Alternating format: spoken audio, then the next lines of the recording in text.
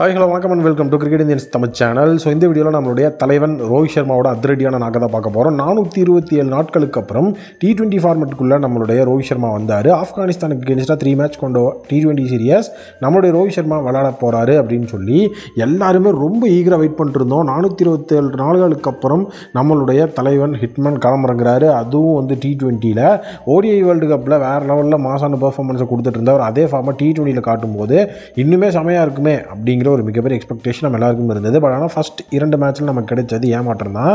427 டேஸ்க்கு அப்புறம் வந்துட்டு ஃபஸ்ட் 2 மேட்ச்லேயும் வந்துட்டு ரன்கள் எதுவுமின்றி வெளியேறும்போது எல்லாருமே ரொம்ப ஷாக் ஆகிட்டாங்க. ஹேட்டர்ஸ் அந்த இடத்துல தான் வந்து தலை தூக்க ஆரம்பித்தாங்க. அவ்வளோதான்ப்பா ரோஹித் சர்மாலாம் ஒன்றும் கிடையாது அப்படின்னு சொல்லி not only haters, Ravi Shastri முதற்கொண்டு இனிமேல் நான்லாம் வந்துட்டு ரோஹித் சர்மாவை T20 டீமில் எடுக்க மாட்டேங்கிற அளவுக்கு பேச்சுக்கள் போயிட்டு இருந்தது.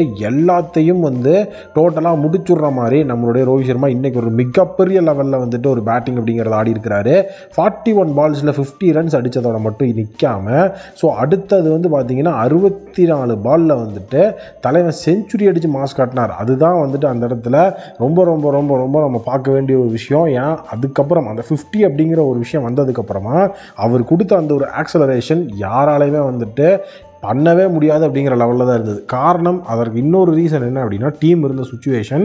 ஸோ டோட்டலாக ரோஹித் சர்மா ஓப்பனிங் இறங்கி நீட்டாக வந்துட்டு டீமை வந்து வழிநடத்தி கொண்டு போல நினைக்கும் போது டீமோட ஸ்கோர் என்ன ஆயிடுச்சு அப்படின்னா சடனாக 20 ரன்னுக்கு 4 விக்கெட் அப்படின்னு வந்தவங்க எல்லாருமே அடுத்தடுத்து வெளியேற ஸோ டோட்டலாக ரோஹித் சர்மா அவருடைய ஆரம்பகால அட்டாக் அப்படிங்கிறத காட்ட முடியாமல் சென்சிபிளாக ஆடி ஆகணும், நம்ம வந்து ஸ்டே பண்ணி ஆகணுங்கிற லெவலுக்கு ஒரு சென்சிபிள் நாக் இறங்குறதுக்கு வந்துட்டு களமாகி வேறு லெவலில் வந்துட்டு இறங்கிட்டார். ஸோ இப்போ ரோஹித் சர்மா அந்த மாதிரி ஒரு சென்சிபிள் ஆடும்போது ஆப்போசிட்டில் இருக்கிற பிளேயர் அட்டாக் பண்ணணும் அப்படிங்கிற ஒரு விஷயம் இருக்குது. ரிங்கு சிங்கும் பார்த்திங்கன்னா சென்சிபிளாக தான் ஆடிட்டு இருந்தார். டக்குன்னு ஒரு ஆக்சலரேஷனாக அந்த 50க்கு அப்புறம் ரோஹித் சர்மா கொடுக்க ஆரம்பித்தார். போடுற பாலெல்லாம் வந்துட்டு 50 வேறு லெவலில் அந்த 50 முடிஞ்சதுக்கப்புறமா அடிக்கிறது எல்லாமே சிக்ஸர் அப்படின்னு சொல்லி ஸோ நீட்டான ஒரு ஆக்சலரேஷன் நம்மளுடைய ரோஹித் சர்மா கிட்ட இருந்திருந்தது. அண்ட் இன்னொரு மிகப்பெரிய விஷயம் இந்த ஒரு மேட்ச்சில் நிறைய கீ டேக்அவேஸ் அப்படிங்கிறது இருக்குது. ஸோ அது என்ன அப்படின்னு பார்த்தீங்கன்னா ஃபர்ஸ்ட் ஆஃப் ஆல் 2024 செஞ்சுரி அடிக்கிற முதல் இந்திய வீரர் அப்படிங்கிற பெருமை இப்போது நம்மளுடைய ரோஹித் சர்மாவுக்கு தான் இருக்குது. ஸோ 2024 வந்துட்டு பார்த்தீங்கன்னா ஃபஸ்ட் இந்தியன் பிளேயராக நம்மளுடைய captain Rohit Sharma leading from the front அவர் தான் செஞ்சுரி அடித்து இந்த 2024 ஆரம்பிச்சு வச்சிருக்கிறாரு. அகமகமாக இந்த ஒரு 2024 நமக்கு இருக்கும் அப்படிங்கிறதுல எந்த விதமான டவுட்டும் கிடையாது. ஸோ இது வந்துட்டு கீ டேக்அவே கிடையாது. கீ டேக்அவேயில் நான் சொல்ல போகிறது என்ன அப்படின்னு பார்த்தீங்கன்னா ரோஹித் சர்மாவோட பேட்டிங்கில் நிறைய மாற்றங்கள் இருக்குது.